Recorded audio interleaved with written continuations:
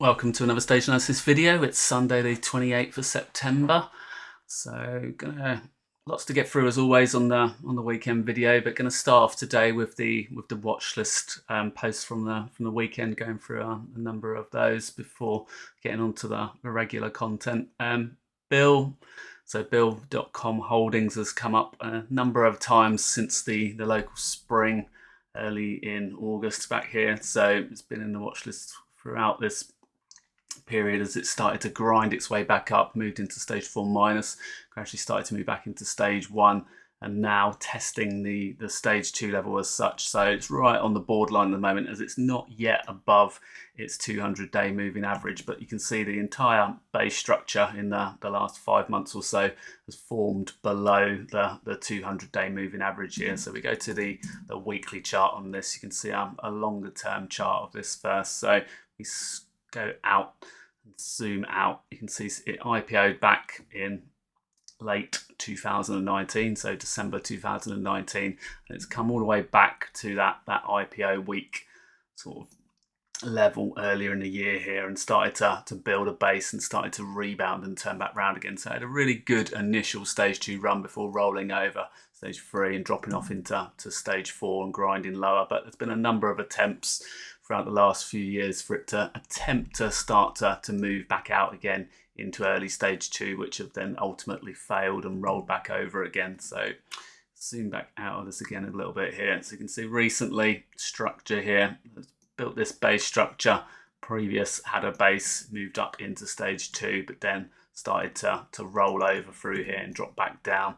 So just testing to get out of the base structure here, but as we've showed with the 200-day moving average, because of this significant bar here, the 200-day moving average is a little bit higher still up in this area. So put the 40 week on, so just crossing the 40 week at the moment, but the 200-day just a slight bit higher here.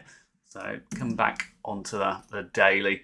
We're looking for it to start to push through that 200-day moving average, and any pullback through there to hold, and for it to grind its way back high, and for this to start to flatten out and start to turn up again in the coming months potentially. So looking for a gradual grind and rise back up into this old gap that moved down from that earnings gap back in February there.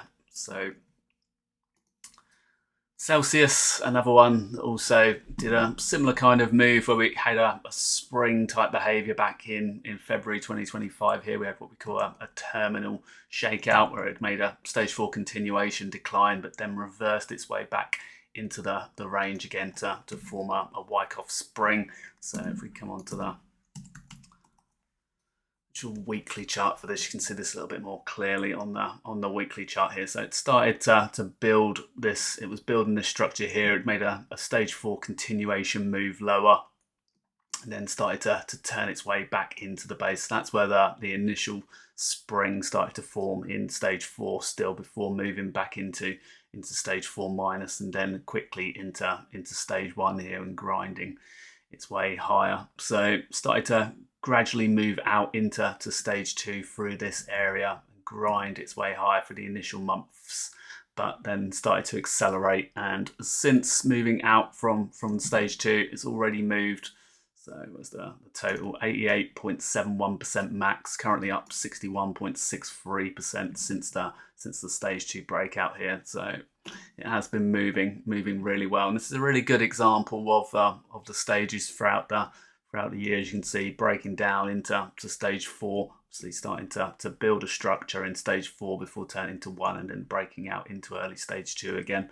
So at the moment, you can see the reversal bar on here. So if we zoom in a little bit on this, actually on the weekly bar, you can see it's got this pink bar here. So where it actually opened lower and then closed higher on the week, but was still below the previous week's close. So it was still a negative week by 0.62% overall, but closing just below its rising 10-week moving average here, and the close of the weekly bar there. So if it can start to push back through that 10-week, it will start to move back into stage 2 again through here. At the moment in what we call stage 2 minus at the moment. So with the SATA score on a neutral 5 of 10. So you can see as it's pulled back, the starter score has obviously dropped back down into neutral territory. So on pullbacks in stage 2, we don't expect during stage 2, the starter score doesn't drop below a 3, tends to get down into a 4 or 5 on the significant pullbacks, and then starts to pull back out again. So if it starts to push back through a starter 6 and higher again, that's often the trigger point to get back in again if you're obviously looking to enter from a neutral position and then looking for it to push higher. So back onto the daily here. You can see the grind up coming out of that terminal shakeout, classic Wyckoff sign of strength bar, the back up, and then following through in stage 2 and grinding higher with multiple tests of its 50-day moving average here. So you can see, obviously, it's dipped below its 50-day moving average 4 times now since the April, as it started, since the backup point. So this significant bar in the near term here from last week, actually managing to close slightly above that on Friday, back above its 50-day moving average here, just below the 21-day moving average. So looking for this to hold the 50-day moving average on any test and then push its way back up towards the top of the range, and then hopefully ultimately higher. But if it does start to build out a range, we'll see, be looking to it to hold the lows of the current structure there. HIMS, another one of interest this week, which has been obviously a strong performer at multiple times throughout the last year. So if we go to, again, a weekly chart of this, get HIMS up, you can see that the huge stage 2 run that it had throughout the last few years here, since the latter part of 2023 into early 2024. Again, it's a big volatile one that's pulled back down multiple times with some big shakeout moves. Like, these are strong moves, pullback moves in stage 2. So a very difficult one to hold for a longer term position trader versus a shorter term swing trader that's obviously only trading the moves above the 10-week moving average and getting out around the pullbacks to the 10-week moving average. But you can see the huge volatile moves make that very difficult on a stock like this. You can see it has tightened up a bit recently. So look at the weekly bars here.